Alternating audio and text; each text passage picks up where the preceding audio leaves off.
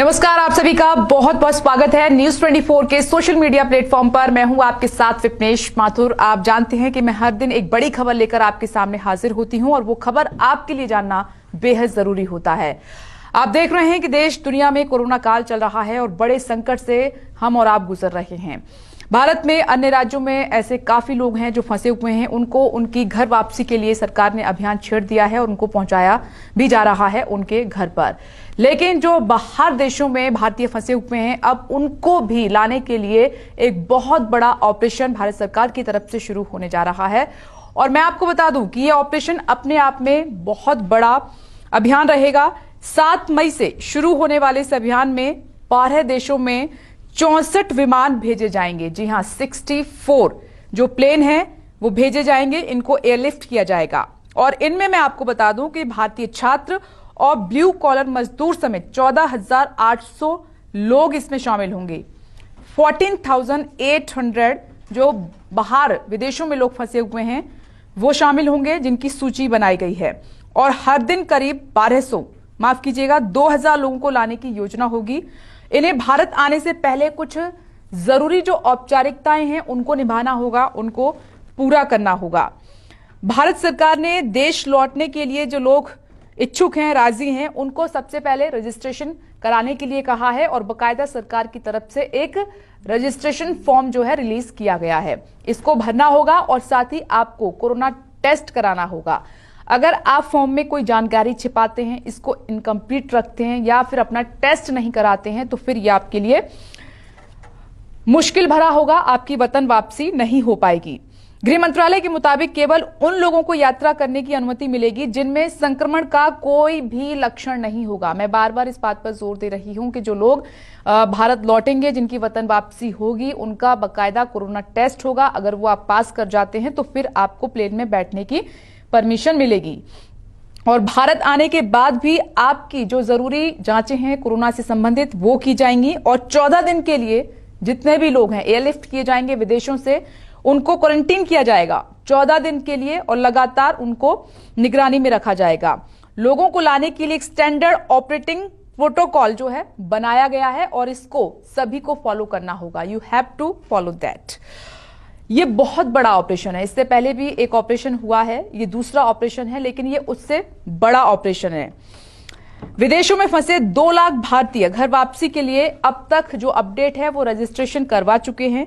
यानी भारतीयों की घर वापसी का अब तक का सबसे बड़ा अभियान ये होगा। इससे पहले 1990 में गल्फ वॉर के समय कुवैत से 1,70,000 भारतीयों को लाया गया था। उसके बाद अब ये कोरोना काल में 2020 में सबसे बड़ा ऑपरेशन होने जा रहा है। बाहर फंसे लोगों को एयरलिफ्ट सरकार करने जा रही है। 7 मई से ये ऑपरेशन शुरू होगा।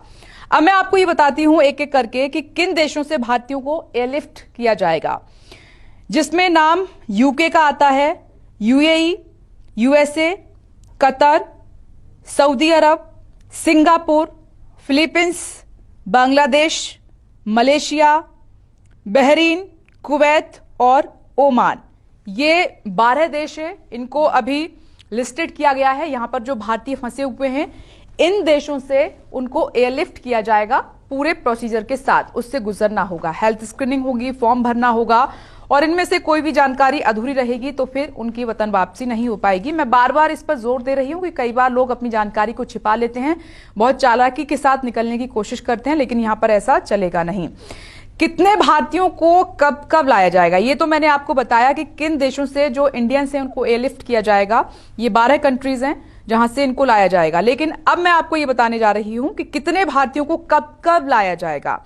तो पहले दिन यानी कि 7 मई को 10 विमान होंगे, एयरप्लेन होंगे, उनमें 2,300 लोग लाए जाएंगे। ये पहले दिन की डिटेल है 7 मई की, जिसमें 10 विमानों में 2300 लोगों को लाया जाएगा। दूसरे दिन 9 देशों से करीब 2,050 भारतीय जो अलग अलग विमानों से पहुंचेंगे। चेन्नई, कोच्चि, मुंबई, अहमदाबाद, बेंगलुरु और दिल्ली उनको पहुंचाया जाएगा।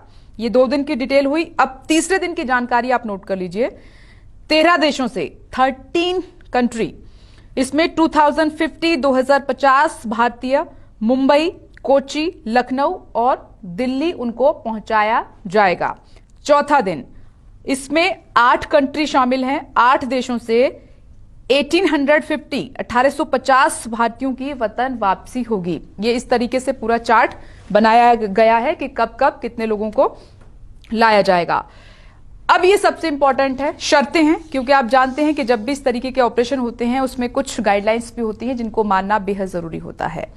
तो भारत लौटने की जो जरूरी शर्तें हैं वो आप नोट कर लीजिए।